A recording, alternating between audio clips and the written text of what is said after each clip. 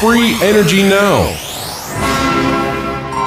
Imagine a world in which each home has its own power generator that obtains its energy in such a way that no fuel has to be added. Imagine every vehicle being able to run without ever stopping for fuel. Imagine each appliance having its own power source that never has to be recharged. That is the world of the future. Join with us now as we track our progress towards such a world. Welcome to the show. I'm your host, Sterling Allen. You can join us online at freeenergynow.net, where you can find a list of past guests, download those interviews, and read the stories associated with those shows. We're joined today, January 11th, 2014, by Doug Myers of MidTech Energy Solutions in Hutchinson, Kansas. They have a black box technology that produces 25 kilowatts continuous, not using solar, wind, or any other conventional source. Apparently he has some kind of a hydrogen thing going on. We'll find out more shortly as we talk to him. It's called the Black Box Power Station, and it is available now. You can buy it for $6,500. At least that's what it says on a story that just went up. And so we are one of the first to talk to them and find out what the scoop is. So, Doug, welcome to the show. Well, thank you for having me, buddy. I appreciate it. Yeah, well, this is, as I was mentioning before we started this recorded part, we have been tracking, we being Free Energy News and my associates have taken various flavors over the years. We've been tracking this stuff for almost 12 years now, starting in May, it'd be 12 years, looking for something that you can actually buy and install in your home, power your house. 2.5 kilowatts is, two of those could be more than enough to keep a house happy. It wouldn't handle peak load, but if you had a battery bank, a typical house might get up to 20 kilowatts peak load, and so you'd need to have 4 of those. No, let's see, do the math on that. 5, that'd be 8 of them, is that right? Yes. Yeah. Yeah. Average household usage runs, now this is average, in the Midwest anyway, where I'm at, it runs about 7.5 to 10 kilowatts is average here. And but you're right, there are houses that peak loads up to 20 kilowatts, so it would take several boxes to go completely off grid. Right. Well, my house, I did the math recently. I just took one of my utility bills, and I averaged out the usage, and we averaged exact like 1.0 kilowatts. That averages, at night when you're asleep and during the day when you got everything turned on. That was our average. So a 2.5 kilowatt system, if you had a battery bank, would be more than enough to satisfy a home power demand. Is that correct? Yes, yes. Yeah. So let's start talking about how many of these have you built so far? We built our actual demo model that we keep at our business. And as of today, we did kind of a soft release, kind of letting out there. We wanted to kind of get a feel about the necessity, the supply and demand of them. And it just went over like a storm. I mean, it is just amazing. Right now I have a standing order for at least 20 to 30 of them as of today. But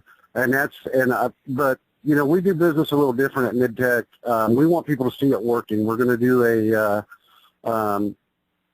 more of a feature release and show videos of them working and along those things. I want people to see them working so they don't think they're buying into a snake oil dream and along those lines.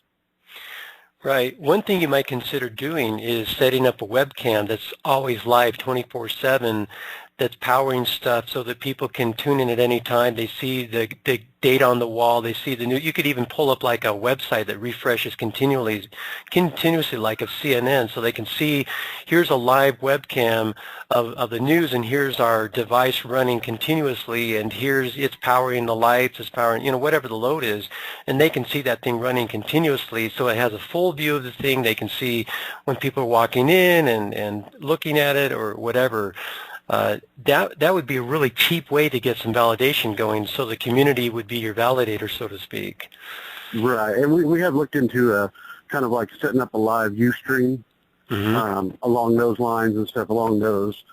Really, it kind of caught us off guard. We really wasn't expecting this much response out of it, and so it really did kind of catch us off guard a little bit. Yeah, so let's talk about how prepared you are to meet the demand, because I can tell you, we've got in our audience, we've got several thousand regular visitors to our site who are just anxious to see something. They've got breakthrough burnout. We've had so many false run-ins with things that we thought were going to be coming soon, and they never materialized, and things were still waiting to materialize, just waiting, and you're saying this thing is for sale. Let's, get some quantization of what you mean by that. How ready are you to fulfill orders? How long is it going to take? And, that kind of thing. Yeah, and actually we're ready now. I live in a community. Hutchinson has lost a lot of their unemployment rate is really high. I have a tremendous workforce. With one phone call, we can get to work. And that's kind of what we were basing it on as far as manufacturing. And it would really help the community as far as jobs. And, these people are dying for a place to work. So the workforce and manufacturing of these is not going to be an issue at all. It's just a matter, I would have to, the components that I need to mass order and get in so we can build, that would be the only way, and then start basically an assembly line production of them. Do you already have a facility that you could do maybe some larger orders, an assembly line kind of thing? Yes, I do. Could you describe that maybe generally? You don't have to go into details. We have a several thousand square foot building that we're in now, and part of it is office, part is storage, and then we have basically, how to describe it, it's kind of a part of a little warehouse on one side. And what we would do is convert that into the assembly production on the warehouse side. One thing we've not mentioned for those who are not familiar already, there was a story posted, I don't know when it went up, at Off Grid Quest. Is that what you're talking about as your soft release? Actually, no, I don't know where that came from. We did kind of a soft release. Everything that we do first goes out on Facebook to all of our supporters. And that's where we kind of did a soft release. And then, like I said, it kind of took off from there. I really wasn't expecting it.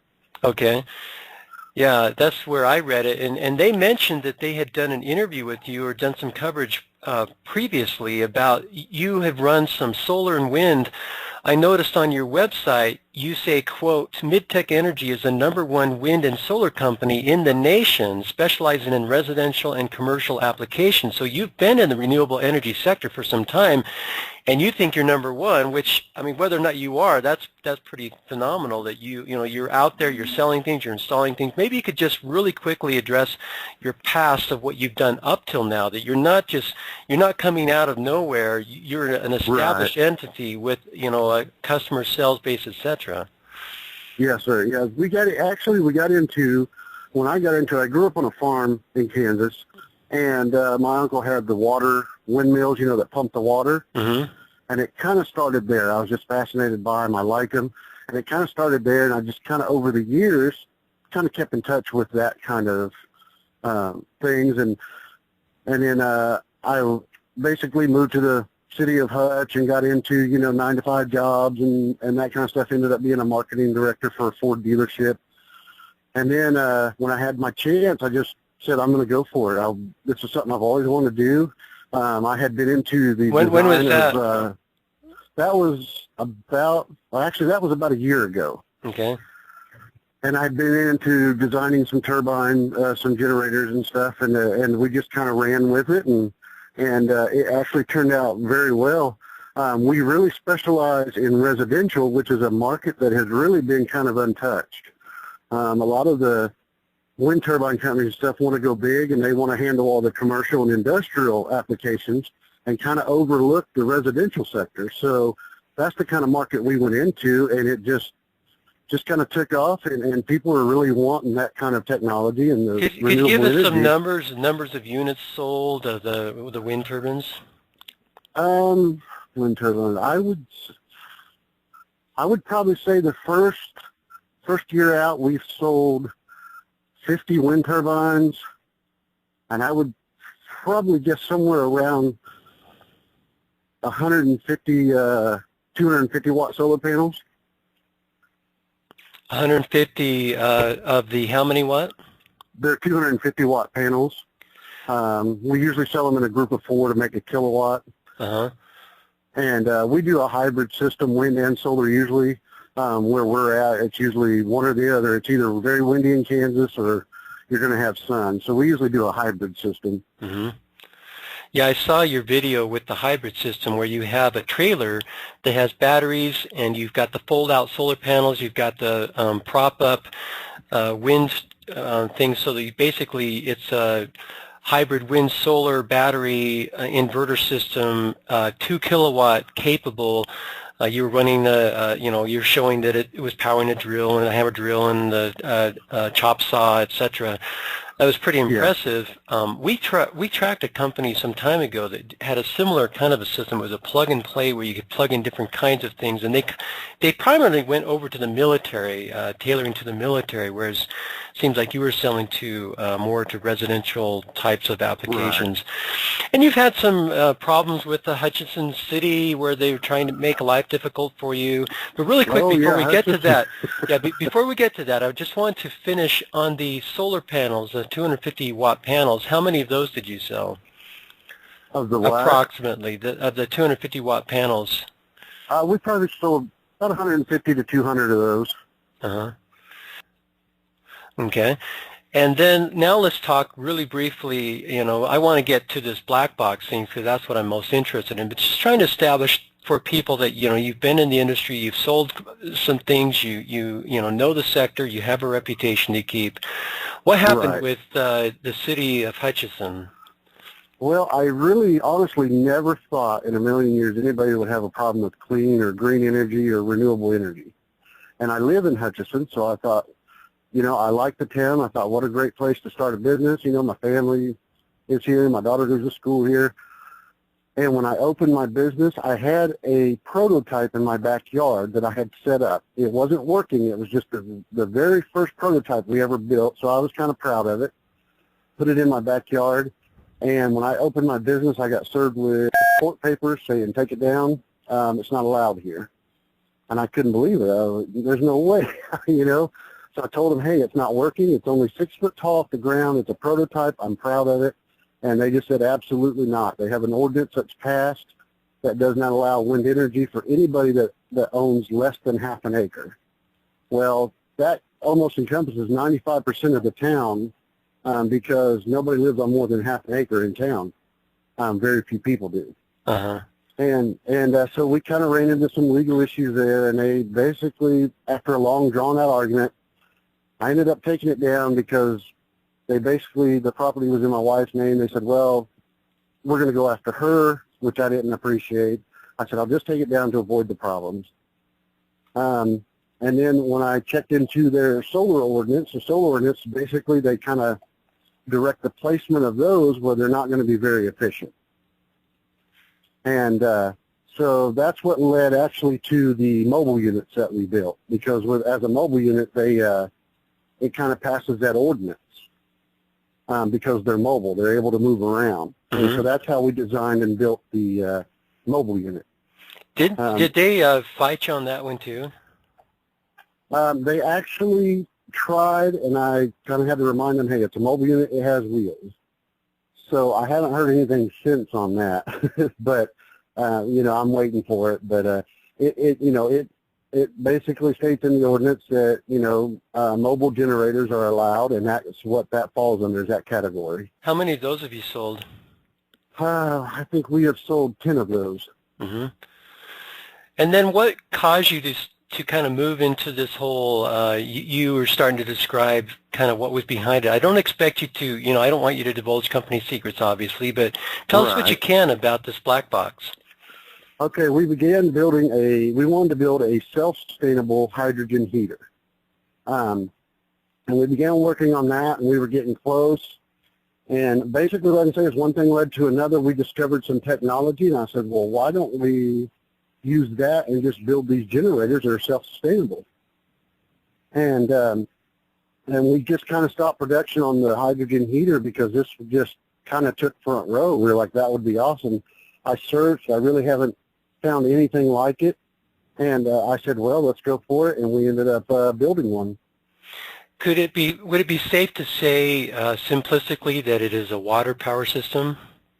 No, it's not actually.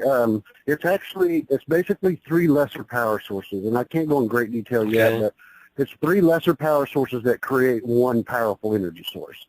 So it's not magic in a box. It's not it's not a Tesla's coil where you're just pulling electricity out of the air. There's actually a process that goes on, mechanical and electrical, that produces that much of energy.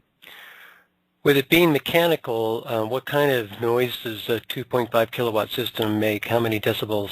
It actually, I don't know the decibel yet, but it actually sounds like a window air conditioning unit is what it would sound like when it's running. So you'd probably want to put it either like in the garage or maybe down in the utility room. Right.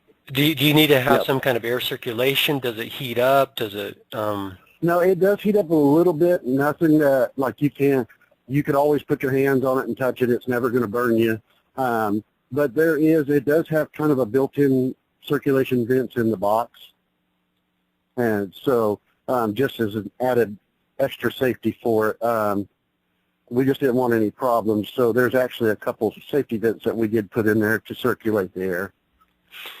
Now, your price point, have you run the numbers in terms of how this compares to a return on investment for, let's say, you're replacing your demand or requirement to plug into the city grid or the local utility grid, and you use this instead in the savings on electricity when you get your money back? Right, and we have done that. About where we live, the average utility bill is about $350 a month. So these will usually pay for themselves less than 5 years, and usually average about 3 to 4 before they pay themselves off, and then their utility bill has been drastically cut, and they start seeing the savings. Now, at 3.5 kilowatts or 2.5 kilowatts, while that's if you have a battery backup system like you would with a solar array or even your wind system, unless you're doing a grid tie, what is your recommendation to people in terms of are you saying use this and then here's a battery array to plug into it so that you're running off an inverter through the batteries? Or are you doing a grid tie? What are you recommending for people in that regard? I actually recommend a couple of options. Either we do a plug-and-play system, which has a battery pack in the box, and it basically recharges itself and continuously runs. Or we can do what we call a transfer switch appliance, where we put in a transfer switch. So if they can only afford one box and they want to put it in their house, but it's not going to, but they need to pull more power than what that box will put out. It's an automatic transfer switch that kicks it back and forth between their electrical service and our unit. So if something kicks on, say, an air conditioner and that 2.5 kilowatts won't satisfy it, it will kick over, use electrical until that is finished, and then kick back over to our black box. And that's UL compliant and all that kind of stuff? Yes, everything is UL listed. So including whatever it is that you're plugging into the grid, that's UL listed, so no one's going to be voiding their home warranties and that kind of stuff. Right, exactly. Now, since this is a new product you've come up with, how did you get a UL listing now? Are you using something that the grid has seen that's already gone through those hoops? Yes, sir. That's exactly right. Okay. And then how much does the what do you call that unit, the grid tie system? It's still the black box. We just call it a transfer switch system. So we basically just tie into your existing panel box with your breakers. We either call them a standalone system, which is the plug and play, or we call them a tie-in system, which we can tie in with your existing electrical. And I would imagine the tie-in system is going to be more expensive because you've got the electronics there. How much does that add to the cost? It actually adds about $2,000, and that's only because of the cost of the equipment. I don't charge extra for those systems. That's just the exact cost of the equipment that it takes to do that. Right. I understand that that's reasonable. That's my understanding of how much those cost. And that's going to make everyone happy. The local service, they're not going to be complaining about these houses that are going to be doing dirty electricity and messing up the grid. And when the power goes out, they're electrocuting the linemen, et cetera. It takes care of all that stuff, right? Right. And that's why it's $2,000. And that's well established stuff. And that's you're not going to be that's not going to become a logjam in the system once the demand for your system goes up. Right. In terms of electricity, if somebody wants to be able to handle their full and not do a battery backup system, and let's say they want a 20 kilowatt system, they buy 8 of your systems, I would imagine the return on investment is going to be much further out. Do you anticipate that people like, for example, I would think in the industry one of the low-hanging fruits and one of the highest demands and important piece of the infrastructure would be like a cell phone tower, where they've got these huge generators and really expensive stuff to maintain those. They plug one of your systems in and boy, they're just happy. Yes. We actually sat down and had a 6-hour meeting with our staff, and I challenged every one of them to come up with at least one industry that we couldn't help with the black box, because I wanted to know which one it was. And after 6 hours, we couldn't come up with one. Not one industry that the black box couldn't help. Mm-hmm. What about scalability? What kind of work do you see yourself doing, and how long is it going to take you to scale up and scale down? Actually, I think I can't say the name yet because it's not signed to me, but we have been in contact with a major U.S. company. They are very interested in the technology, and they are a huge corporation, and they are very interested in applying these, and they wanted to know if we could go on an industrial scale. And I said, absolutely, these boxes are stackable. If you have the space, we can put as many boxes as it takes to power whatever you need. And what about that's what it does produce some heat. Once you start stacking them, then that's going to be a problem, won't it, if it can't be dissipated? Well, what we would do is basically expand those vents I was telling you about, and we would actually just make a couple little changes and put a larger fan in and run them all into an exhaust system to run the heat out. Right. And then what about licensing? Because, more than half of our audience is international outside the U.S., and there's a lot of people who are interested in licensing technologies. I can tell you within a month you're going to have at least, 300 people asking you about licensing the technology for Korea, for Singapore, for et cetera. What's your model there? Well, and tell you the truth, buddy, like I said, this kind of took us by storm. That is something that we're still discussing, that we're going to have to, take up and deal with. I really, honestly, did not expect this technology to take off like it did. And since it has, there's several issues that you just brought up like that we need to address and get taken care of, and that's what we're going to do. Uh-huh. And in terms of patenting and IP, I would imagine that's one of the major issues as well. What's your status there? Because you're selling these things, people could reverse engineer them. Right.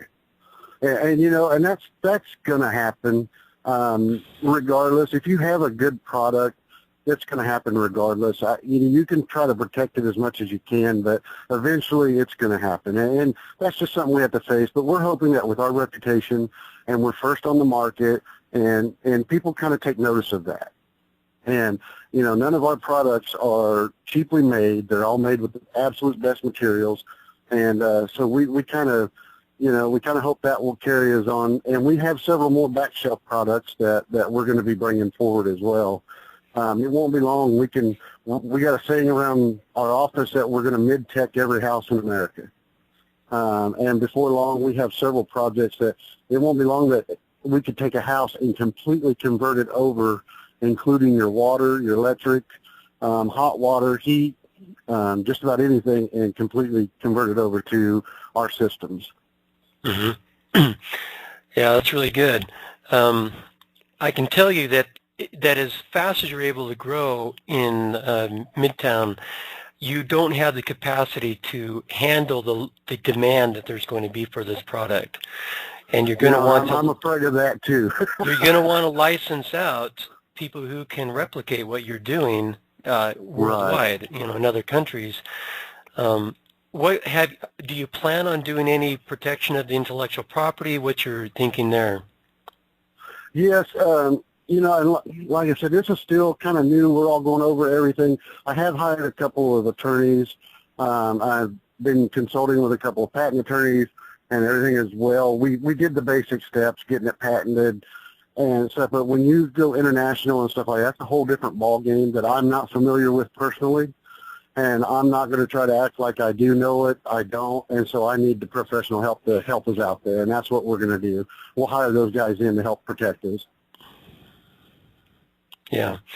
I know of several candidates of people that I could introduce to you. I tell you, you're entering into a whirlwind of activity in the next little while.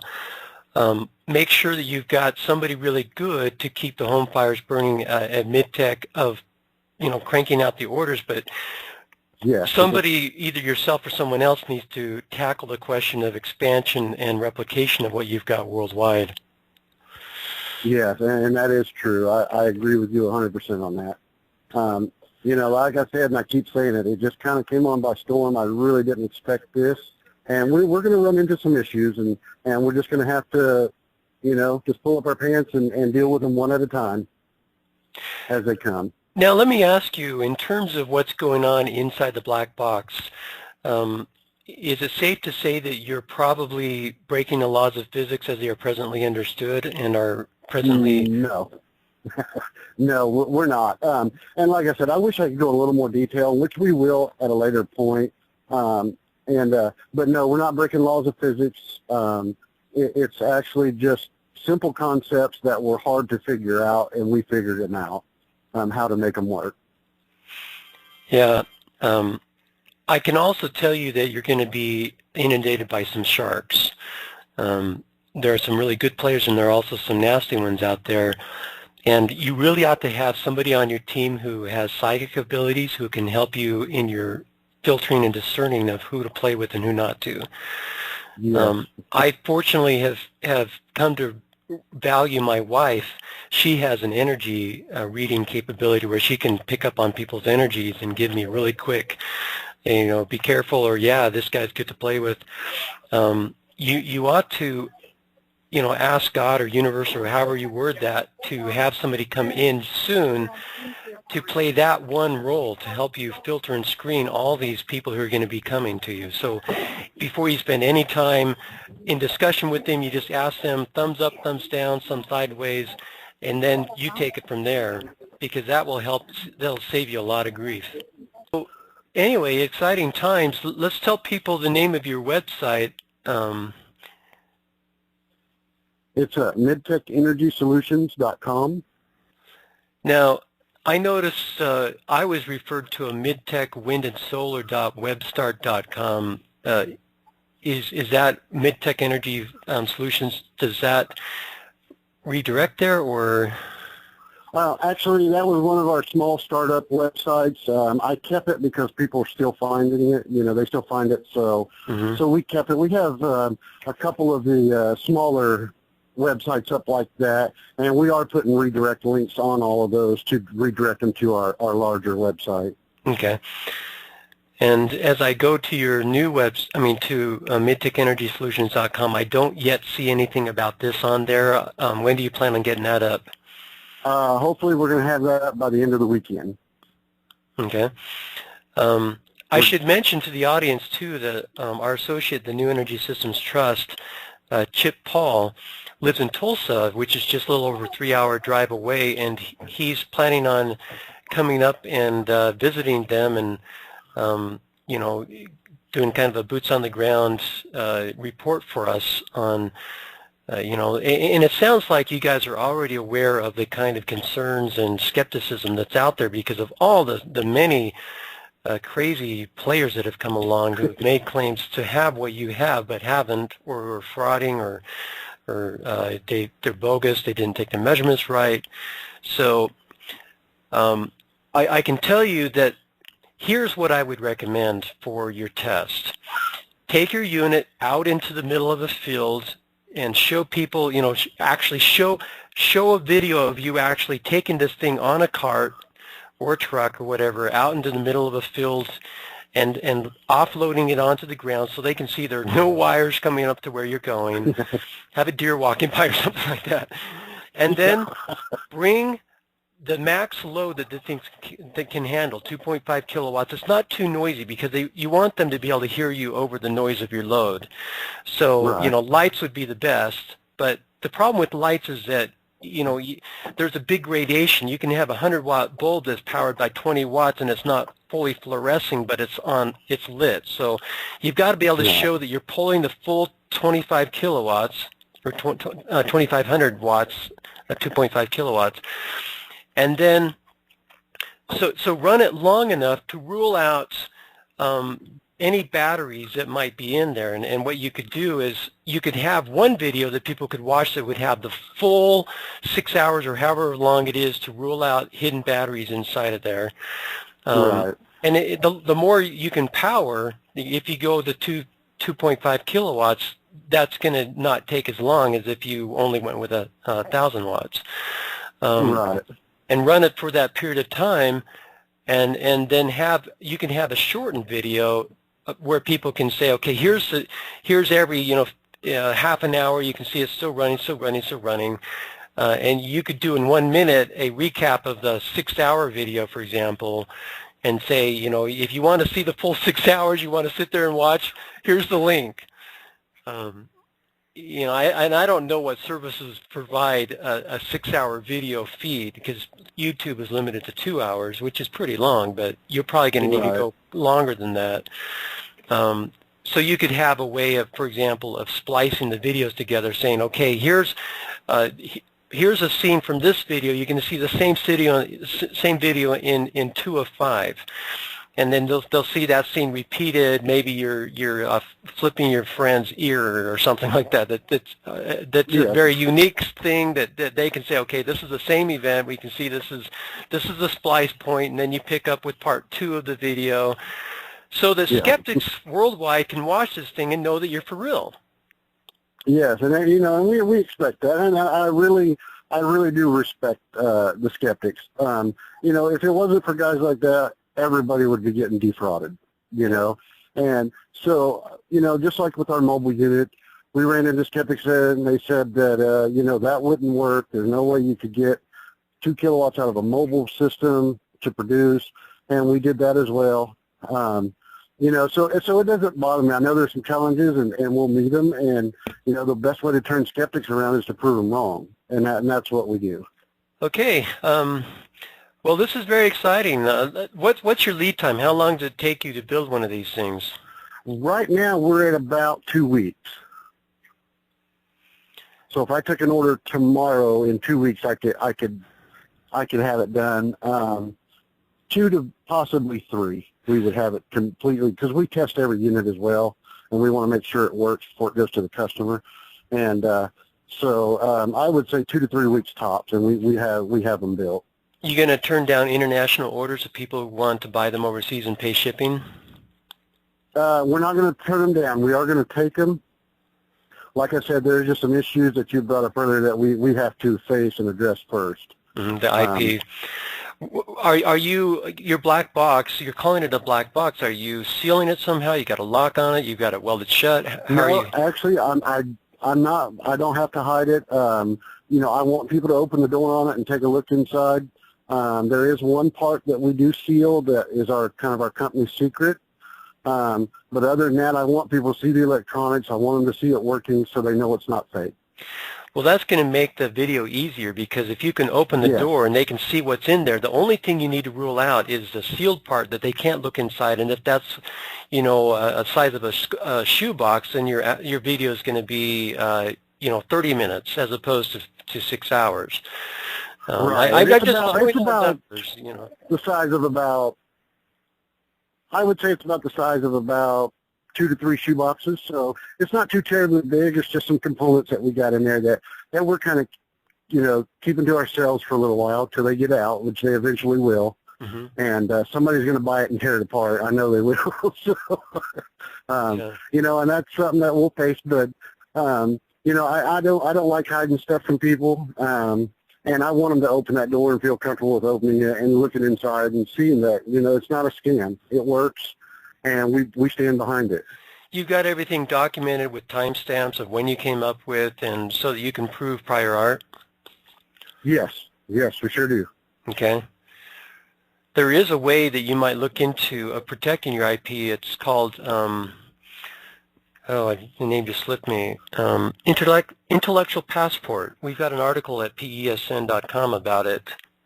Might be of interest to you. It's basically using the copyright type of idea, but applying it to devices. There's a tricky way that you can do that. There's a company that specializes in doing just that, so you can actually, it's basically a substitute for the patent approach, and the advantage is price is better, and also you can date back to when you can prove prior art.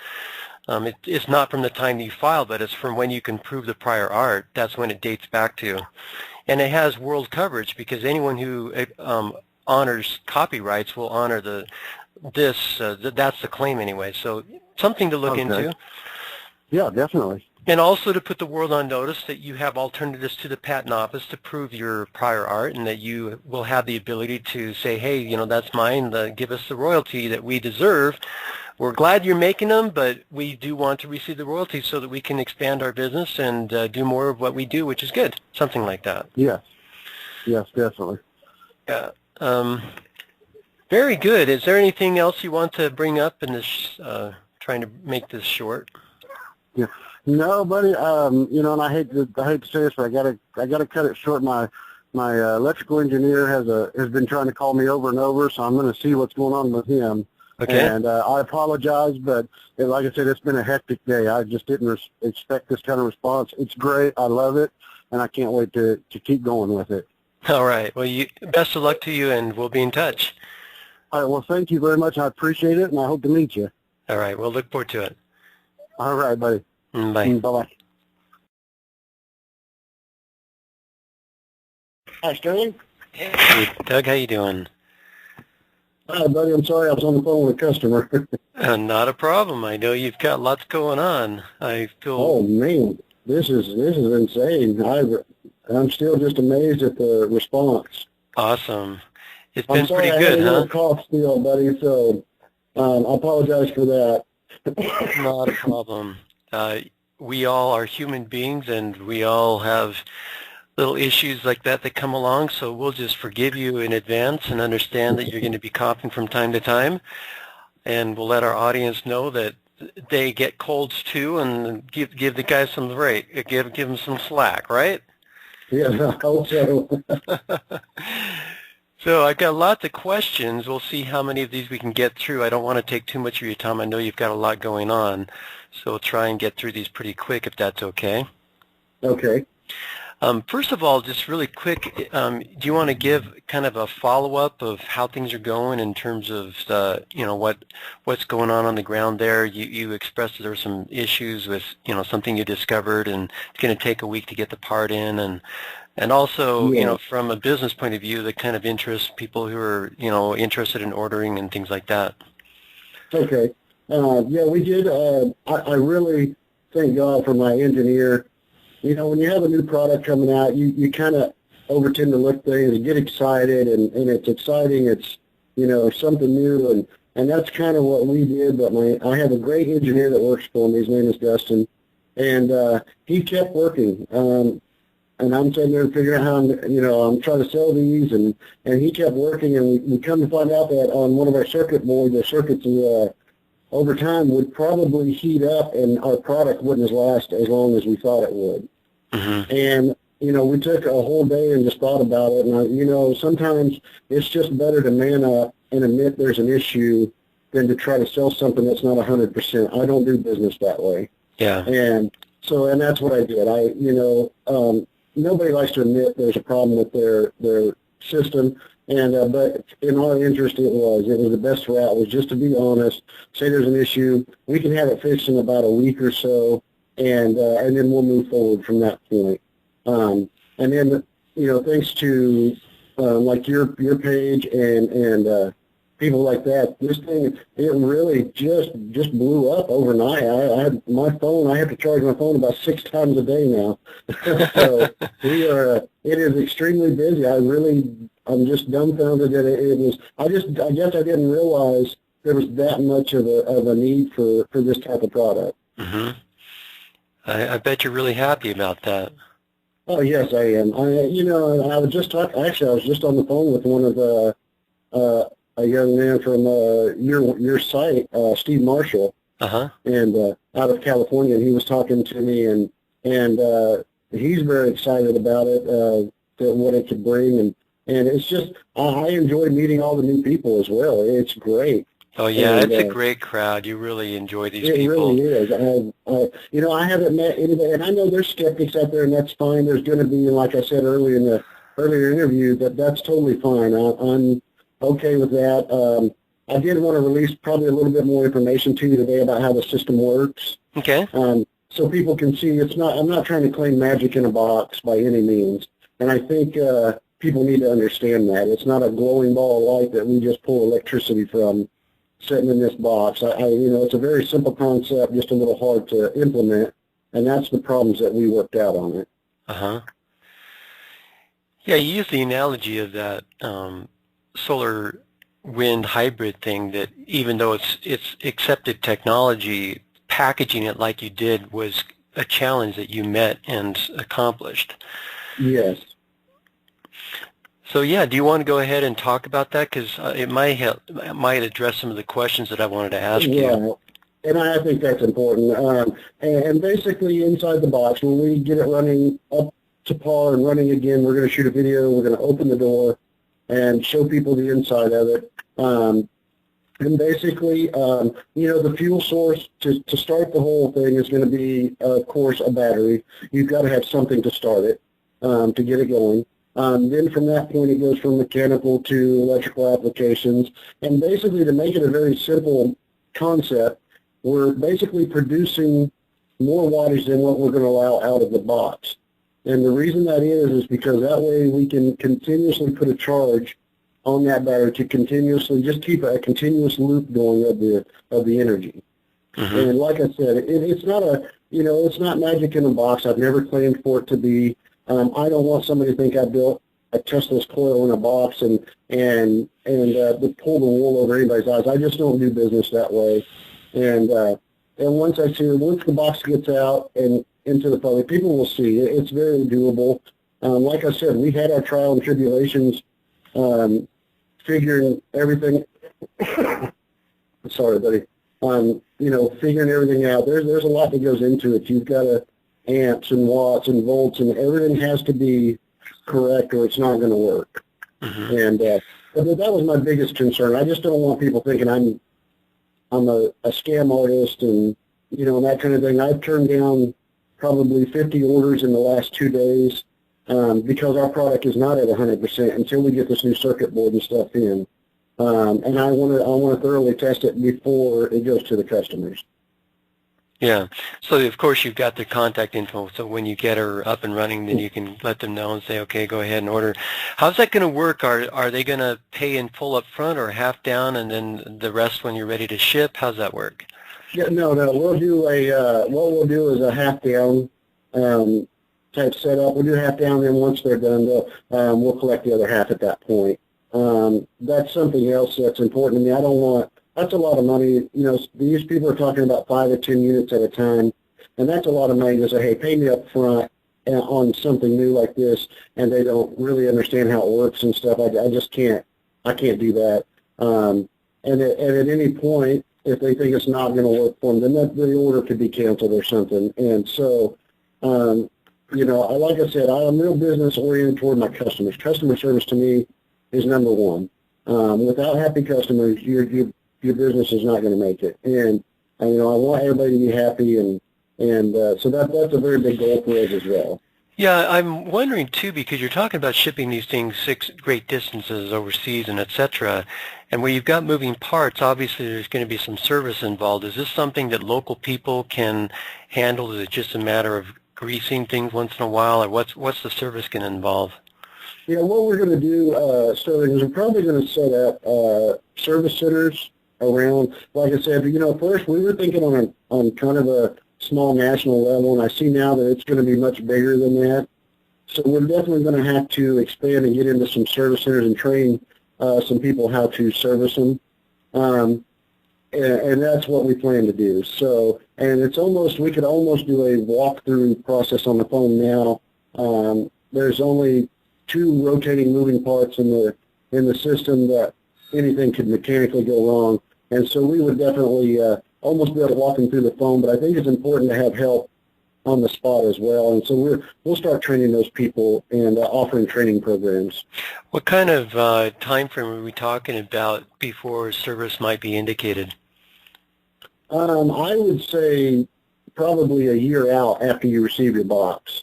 And that's just kind of an annual checkup, just to make sure everything is still working properly and it's producing like it's supposed to. Along with just a routine maintenance checkup. And this would be similar to a car, for example. You buy a car and you say, okay, every so many miles get an oil change, etc. So when you sell this thing, you say after a year you need to have this serviced, and we'll keep you informed as to where your local service providers are located. They would then contact them and they would pay whatever the going rate is for the service checkup. Right. Exactly. Yep. Okay. Wondering, on your website you talk about HHO, and I know you don't want to disclose, there's 3 simple technologies that you combine to make the larger power output. Can I ask if one of those is HHO? Yeah, and it's not HHO. We do HHO kind of on some vehicles. We've been kind of experimenting with that, and we're also experimenting with a self-sustainable hydrogen heater as well. And so that's where the HHO comes in. But like I said, no, the whole process is started with the battery. It moves up into a mechanical process and then back down into electrical process. And that's, without going in great detail, that's exactly how the system works. Did you see the QMogen page on our site? I know you're really busy, so you're not like surfing around a lot, but let me just briefly describe it. What you have is a smaller motor turning a larger generator, which produces enough power to keep the motor turning with extra energy left over. There's some kind of harmonic that is set up with the environment, and this would be a Tesla magic kind of thing that's going on, where you're pulling energy from the environment in the process. Does your technology fit into that ballpark in any way, shape, or form? Yeah, I would say we were kind of in that ballpark. Okay. But it doesn't pull energy from the air or anything, or surroundings or anything like that. It's like I said, it's all mechanical and electrical.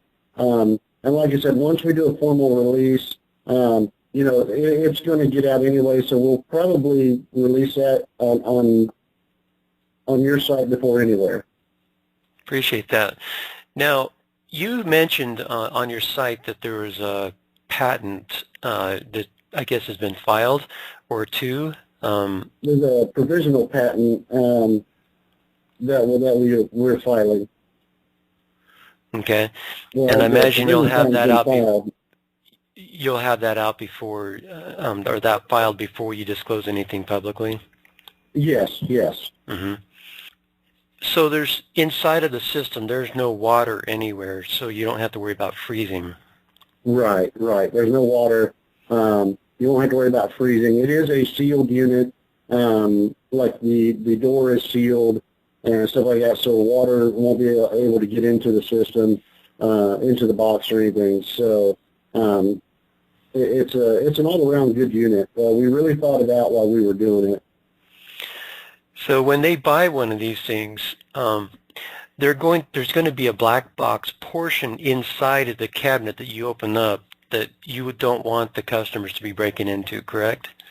Right, and that's more for safety than it is for anything else. There's some moving parts in there, and the way that it's designed to keep it the size that it is, I really just don't want somebody getting hurt.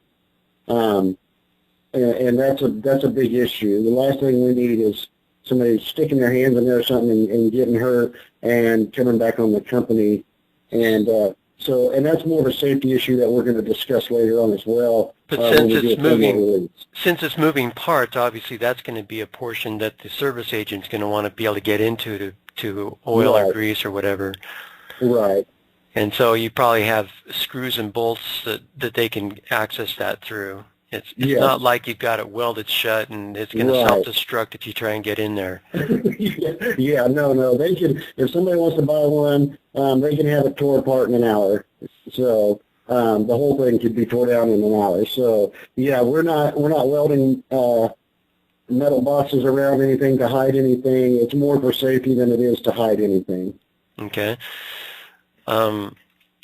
Now let's talk for a second about this is a 12 or 2500 watt system, and it starts up with a battery and it comes up to speed. There's a question that I use the terminology load following, meaning it's the maximum amount is 2.5 kilowatts, but there could be, maybe you just have one appliance on a computer pulling 100 watts from it at one given time, and then all of a sudden you plug in a blender or something, and all of a sudden you're doubling that or tripling really quickly. How does it respond to changes in load? Okay, we have some safety features in place. If it pulls too much of a load, it will actually shut the system down and restart at that point once the load is released. So we have that, and there's a couple safety features in there to handle things like that.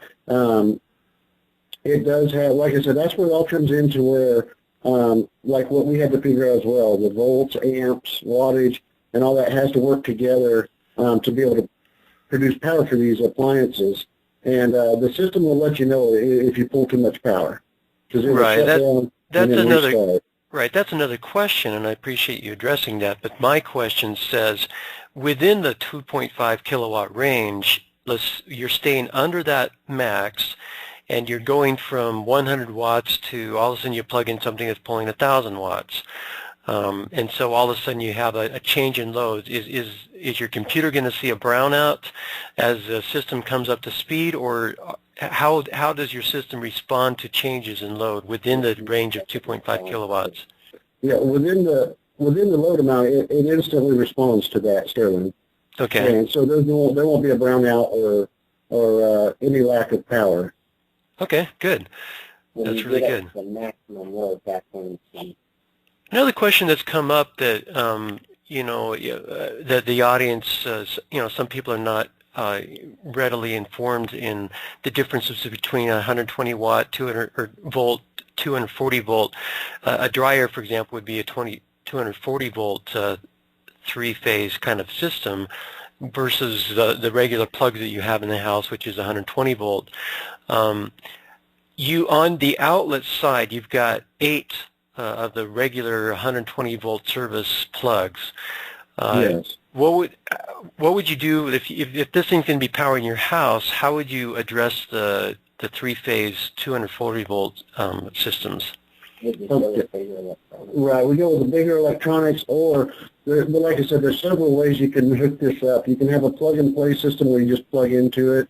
We will be offering 220 volt boxes as well.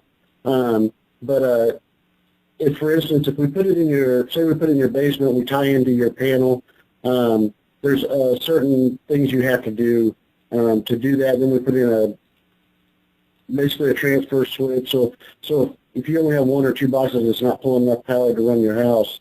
It'll all be controlled through there.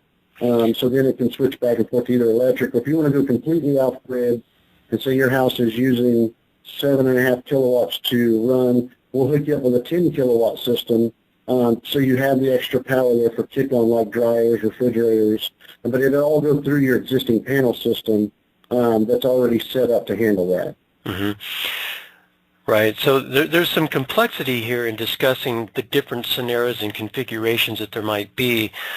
Yes. Rather than go through all the permutations, I'd like to address just two of the main ones that you're going to be seeing, and that is obviously the plug-and-play one that you described, where you just got the 4 or the 8 plug-ins. That's just where you're basically sitting it in the house and you're plugging stuff directly into the box. You're not running it through the house electrical system. It's Right. like a generator. It's like a gen set that you buy and Yes. you're just plugging stuff into. So we all understand that one. That's easy. Let's talk for a second about the grid connecting, where you're going to be basically, the grid provides, if you need extra energy, you turn your air conditioner on and it goes beyond what your 2.5 kilowatts provides with the other stuff that's going on in your house. You're now pulling from the grid, and then when your usage is below 2.5 kilowatts, then you're sending energy back to the grid in a net metering kind of arrangement. Let's talk about that scenario for a second. In terms of, let's say that you were talking to an electrician, and we do have a lot of those in the audience. Okay. Maybe you could just take a few minutes and say, here's how you're going to plug it in. Okay, what you would do is basically, instead of plug-ins, we would have a wire base coming out the back of it. And in your panel, your grounds and neutral would have to be separated before you run this transfer switch in. You would hook the wires out of our box into the transfer switch. From that transfer switch, it would tie into the grid tie and your panel box. And for electricians, they'll understand that. That's a very simple process that they'll understand. And it's kind of along the same basis as what you would run a wind and solar unit if you want to grid tie a wind and solar unit as well. Yeah, so basically your analogy is a wind or solar system that you're using in a grid-tied scenario. It's identical to that scenario, correct? Yes, exactly.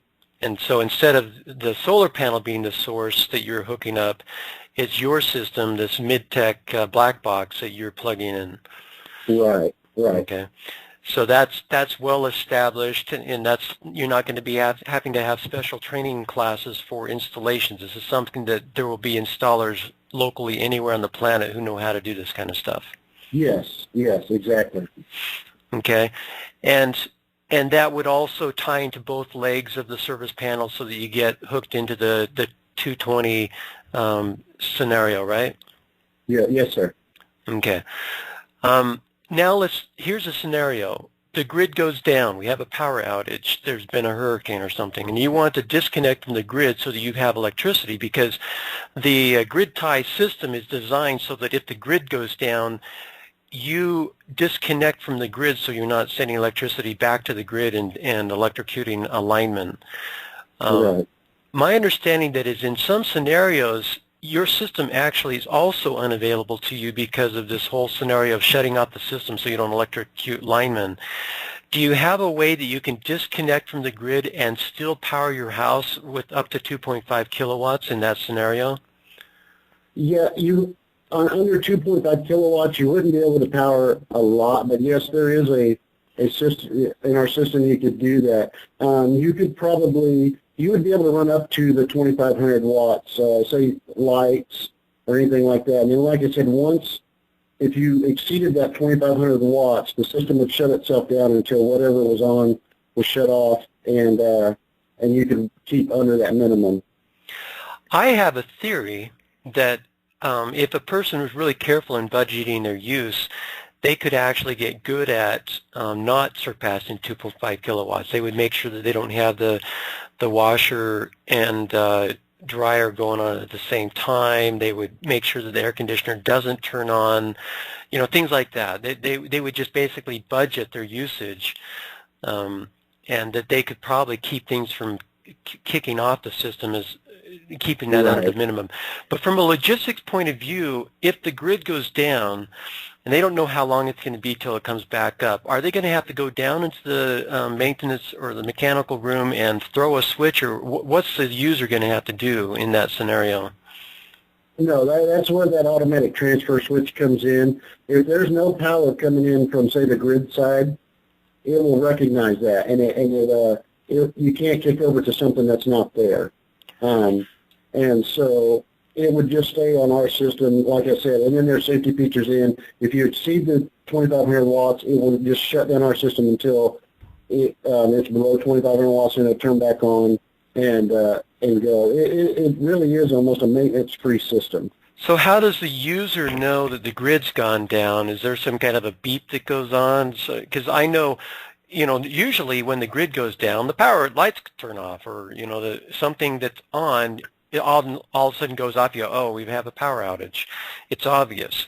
But in your system, people aren't going to know that the power's gone off because things keep running because your system's powering stuff.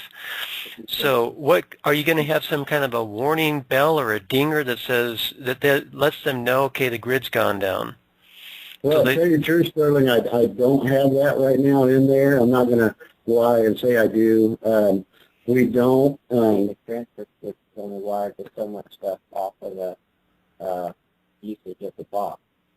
So whatever you have it wired to, that's what it's going to run. The rest of the house is shut down. Okay, you've got somebody talking. No, if he could talk a little bit louder, then I could hear him. I can hear him talking, but I can't quite tell what he's saying. Right. Basically, if you're going to only have a 2.5 kilowatt system, when it is installed, if you're going to wire into the panel, it would almost be predetermined on what's going to be hooked up to 2.5 kilowatts in case of a power outage. You know what? This is actually an opportunity for somebody in our audience who wants to come up with an alarm system that is not obnoxious but would let the customer know. That's something that would be a design, a job opportunity, so to speak, for somebody who comes up with that design to plug into this. Right. That would be, I would want one of those in my system, and I would pay that. I agree. That would be great. We just haven't done that, and to be honest with you, I really don't have the time at this point now to even look into that. Right, I understand. And we are just super busy, and so, yeah, that would be a great opportunity. If somebody has something to come up with something like that, that would be a great opportunity for me. Let's shift to a second and talk about the package itself. How much does it weigh? From my understanding, it looks like it's about the size of a small filing cabinet, about 3 shelves high. Yes, it's about 4 foot tall, 18 inches wide, 18 inches deep. A pretty heavy-duty 1/8-inch steel cabinet, and it weighs probably about 250 to 275 pounds. I have a design suggestion for you. Sure. This is down the road, but version 2.0 or whatever, to put rollers on it, so you could turn it sideways to roll it in and out of location, so when it's laying flat, it wouldn't move, but when you tip it backwards, it would go on the wheels, and you would have a little handle. So it's like a little dolly, a built-in dolly. That would make it really easy to, transport from a truck into a house, go downstairs, and so you don't have to have a dolly, you just have it built into the system. Right, and that's actually a very good idea. We had planned on putting wheels on the one that we have, but I actually like your idea better, where it turns into almost a dolly situation. Yeah. You could actually have the wheels so they're not sticking out behind the thing, but they're underneath the back end, so that when you tip it back, it goes onto the wheels, but when you set it flat, the wheels are off the ground. Yeah, that would actually be easy to implement. We could do that very easily. Yeah, you've got the space, from what I understand. You could just, right. And then on the top of it, you could put some kind of a little handlebar, so you could pull it back and guide it while you're doing the dolly function. Yeah. But also you still want it to be stackable, so somehow you need to have that handle so it could be lifted up or tucked back down during transport. You pull it up like a luggage thing, like when you pull the luggage rack out of your suitcase. Yeah. Yeah. That's a very good idea. We kind of contemplated that a little bit, but we were just trying to figure it out. But yeah, I like that dolly idea. My engineer kind of came up with that design as well. We just haven't implemented it. Uh-huh. Good. Another question, when you're shipping this thing, Obviously there's going to be some packaging involved. Is it just going to be a crate, or are you going to need foam where, they're going to get some jostling going on when you have any kind of shipping going on? How much packaging how big is your shipping box going to be? Well, I do have a shipping box company here located where I live, and we are going to have a meeting and discuss that. They're called American Packaging, and they do worldwide shipping, containers and that kind of stuff. So I actually met with him Friday night, and we're going to sit down sometime this week and have a meeting and discuss that and see what the best options are. I'm just curious, just ballpark idea, are we talking, right now you're 18 by 18 by 4 inches by 4 feet. Are we going to be 24 inches? Are we going to be 20 inches? How much bigger is your box going to be beyond the size of your cabinet? I would prefer probably 6 inches on every side, and so we could put some material in there to help the jostling around. Some foam or something that could take a little bit of abuse if it had to, because who knows what happens in shipping. Right.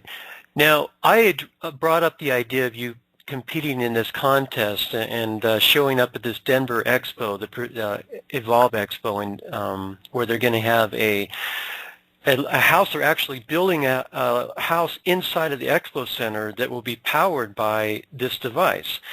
And it seems like you guys are in a position to win that contest, that you would be the featured technology powering it. Even if at 2.5 kilowatts, that would be ample enough to go in there. Have you had a chance to run that by your team and see if that's something you want to go ahead and do? Yes, we've actually discussed it, and yeah, we're very interested in that. That would be, to us, that would be, you're talking to a couple small town guys, so that kind of exposure would just be great for us. We feel like teams doing that. Yeah, well, I can tell you that right now you're in a position to win that, and we do need to make a decision on that because they've got to start building and designing the home that this thing's going to be put into. So we need a definitive answer. Are you ready to give that? Yeah, I sure am. I do, like I said, I do want to get this circuit board in place and do some testing just to make sure. Last thing I want to do is look like a liar. Right. That's very important to us here. We're talking a week, right? Right. This time next week, you could be able to say we're on, right? Yes. Okay. I believe our decision deadline was the 17th, and so that we can cushion. I mean, we can work with that. So we'll wait for that. And also, we were going to have Paul or Chip Paul from Nest come in and visit your technology, but with this pushing it back a week, he's only got one day open next week, which would be Tuesday.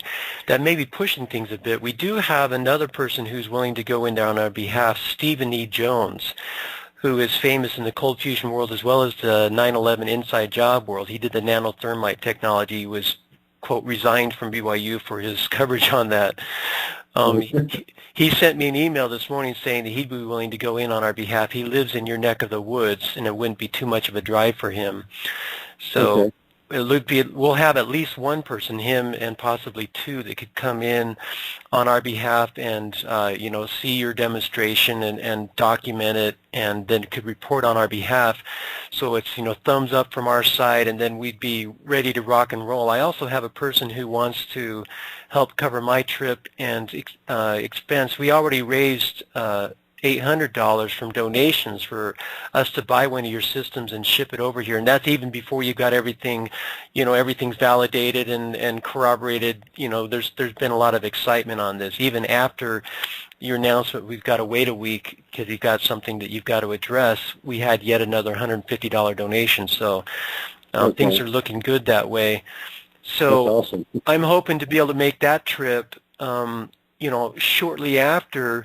So I would like and I can promise you, if you've got a working system, we'll be able to raise the money to get it. So I hope you can consider that one of those 50 orders that you're ready to fulfill would be ours. And I don't want to cut in line, ethically, but getting a system in my house would really help you in terms of validation and kicking the tires, people realizing this thing's for real. Sterling's got one running in his house.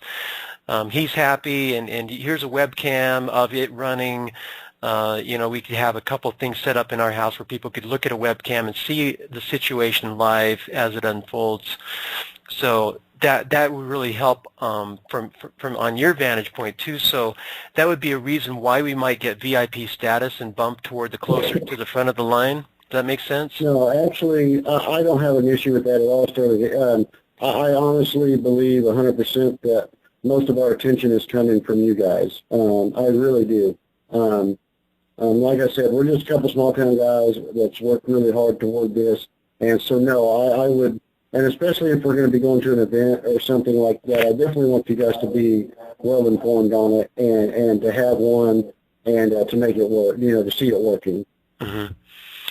Yeah, that's great.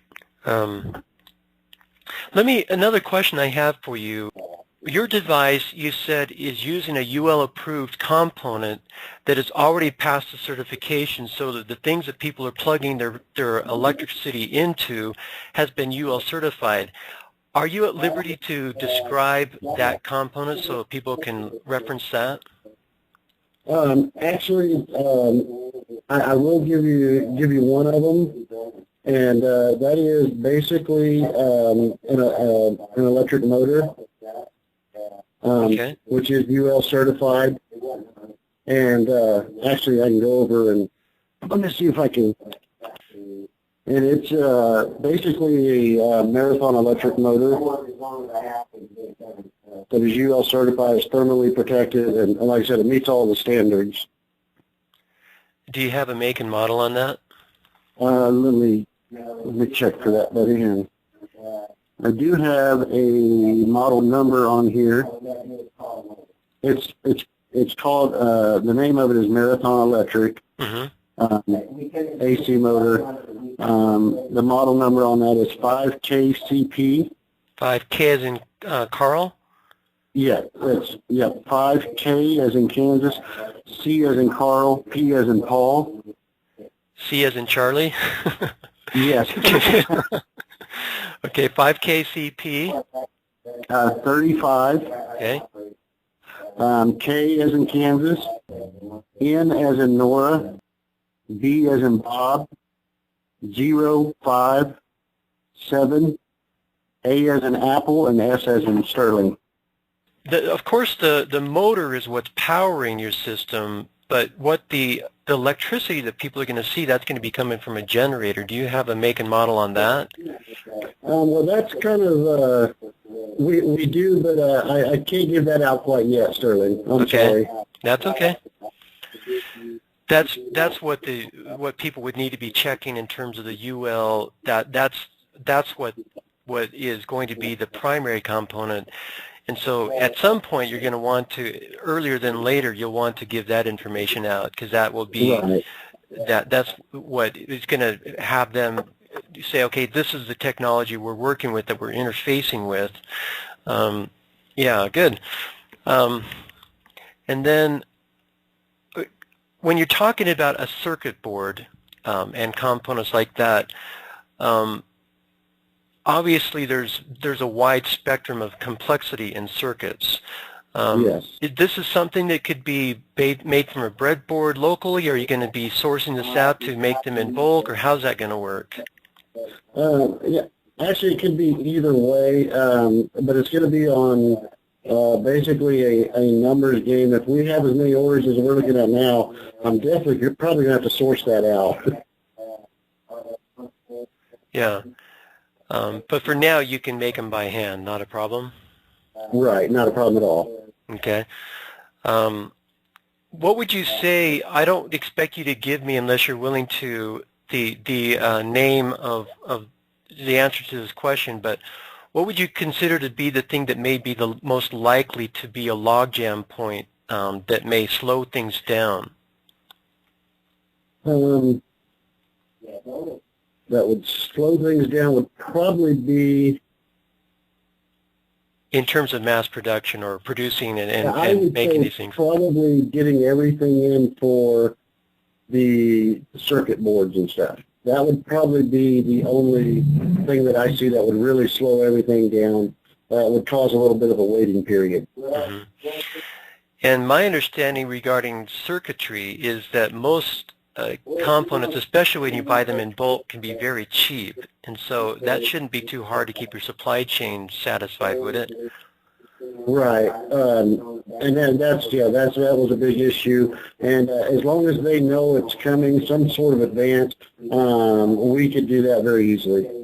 And also there are multiple suppliers. One might have a 3-week lead time and would hold you back, while somebody else might have them in stock in the local Radio Shack or something like that.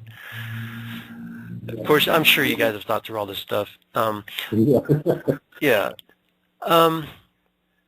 Really good.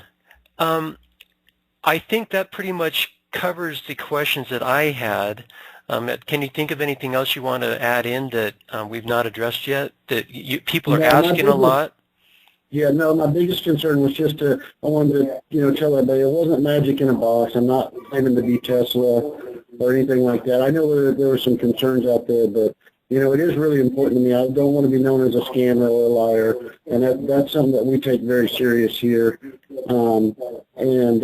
I've put all my own money into this project. There hasn't been any outside money from government or, government funding or grants or anything like that. So, and that's kind of why it's personal, just because I've given up a lot just to see this project through.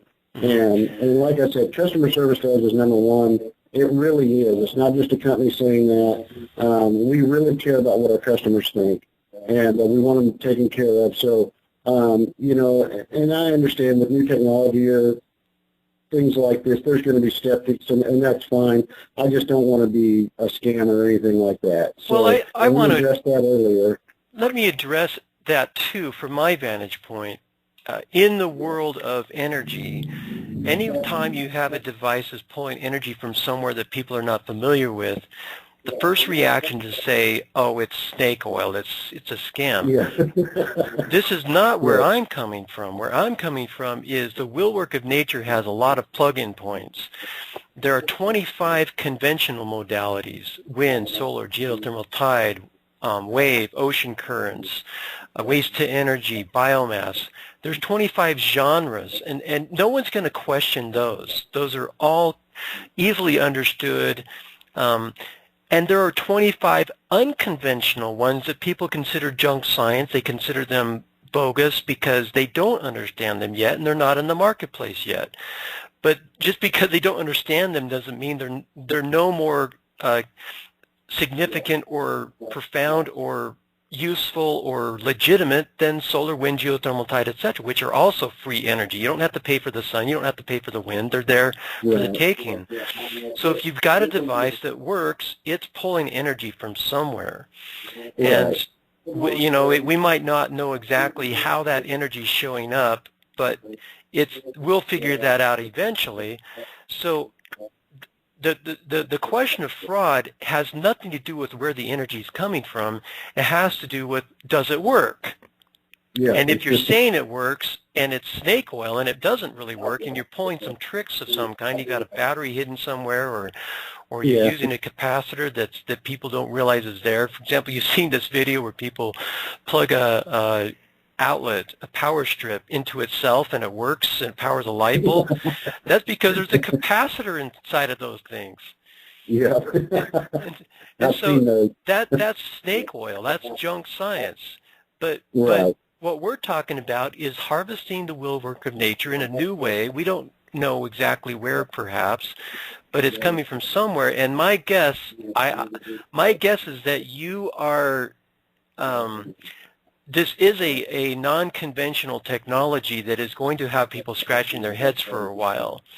But that doesn't mean it's not legitimate. It's just that, we've got some new things to wrap our heads around, and that's okay. Okay. So that's my take, is that free energy does not equate to junk science. It equates to, well, does it work? Can you plug it in long enough to rule out a battery hidden somewhere? And all you have to rule out in your situation is that box.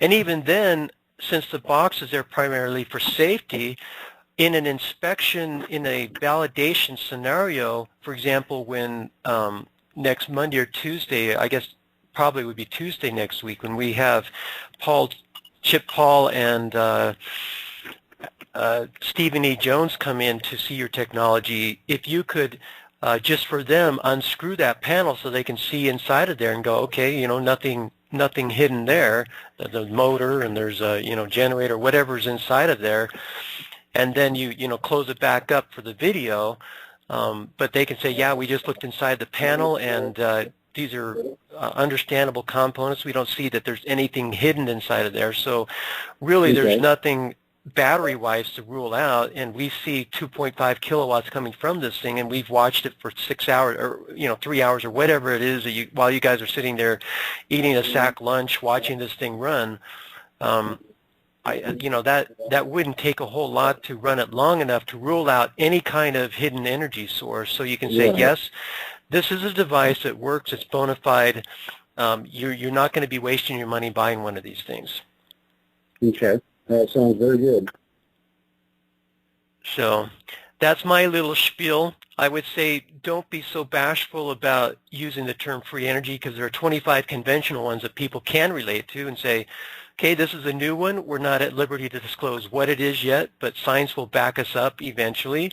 The fact is this thing does work, and it will power your house, and we've had some people in from Nest who have certified that it does work, and Sterling's got one powering his house, and we went to the Denver Expo, and we powered their house continuously for the entire 3 days of the expo without stopping. And so, you know, et cetera. The evidences are going to start piling up really rapidly. And when you sell to customers, you should ask them, would you mind allowing us to use your name and contact information for people who want to validate this? And do you want it to be known publicly or privately? Because some people are willing to, you know, let everyone know, yeah, you know, here's my name, here's my website. Call me if you want. I'll say, yeah, thumbs up, it works. It's been powering my house for a week, or, you know, whatever the answer is. Some people just know, I don't want to be bothered by anyone, even whether confidentially or publicly, nothing, you know.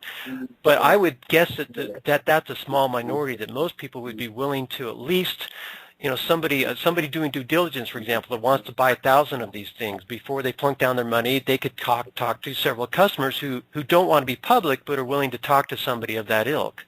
So make sure you have a form that you could give to your customers where they can provide those answers to you, that am I willing to, or are you willing to have your name be disclosed privately or publicly to people who want to validate this technology. Okay. I sure will. And I would guess, I'm just going to throw out some numbers, I'm going to make a prediction, I would guess that 15% will say, no, don't use my name whatsoever, anytime, anyway. And probably 15% will say, you can publicly announce my name, no problem, and put my phone number or my website so they can contact me. I don't have a problem with that. And the others will be, you can list my name confidentially. I'd be curious to see how close I am on that guess. Okay. All right. Anything else you want to bring up? No, but I appreciate you taking the time to look at it, Sterling. I really do, and I can't thank you enough. You really sent a lot of people our way with some great questions, and like I said, we've been overwhelmed.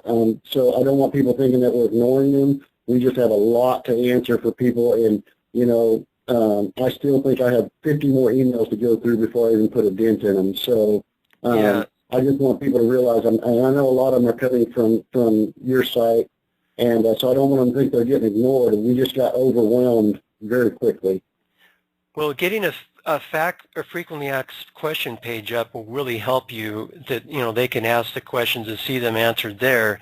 So make sure you have at least one of your guys maintaining a frequently asked question page on your site. That will really help you. Well, you're the first guy. From now on, what I hear from you is golden, because you warned me the other night on the phone that that we were going to get pounded, and you know, you hear that a lot, but man, you weren't lying about it. Yeah, well, good. I'll I'm hoping to get this interview up later this evening because I'm going to be flying out to California to see a cold fusion technology for 3 days tomorrow. So I want to get this up tonight. So that's my deadline. So I'll combine these two interviews, and then people will, have this as a reference as well. So, feel free to link up to our site, our feature page, and our coverage at PESN when I get this story up from your site. That's very typical for a website to say in the news, stories that have been done on you, so that people can go to our site and see what we've had to say about you. Okay, yeah. If I get some time, I sure will. I'm going to have to make some time. Well, yeah, you need to. I bet you anything there are people in our audience who'd be glad to raise their hand as a webmaster and help you with that stuff. You have more help than you can imagine is out there. It's just a matter. I know it takes time to screen people and find out if you want to work with this guy, etc. But yeah. Have fun. You guys are going to have a very exciting next few months. It's going to be a roller coaster ride for you. Oh, that's for sure. All right. Well, thanks for your time. I appreciate it, buddy. Thank you very much. Say hi to your team for us. We're looking forward to meeting you in person in a couple weeks or so. Okay, buddy. Thank you. Thanks. Bye-bye.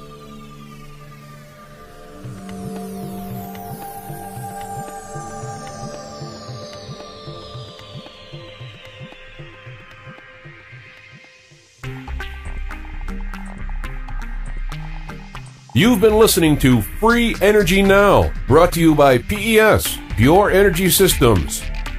You may access past archives and upcoming show info at freeenergynow.net and join us for our daily news at freeenergynews.com. We invite you to see our directory of energy technologies at peswiki.com. That's peswiki.com. PES, the Pure Energy Systems Information Network.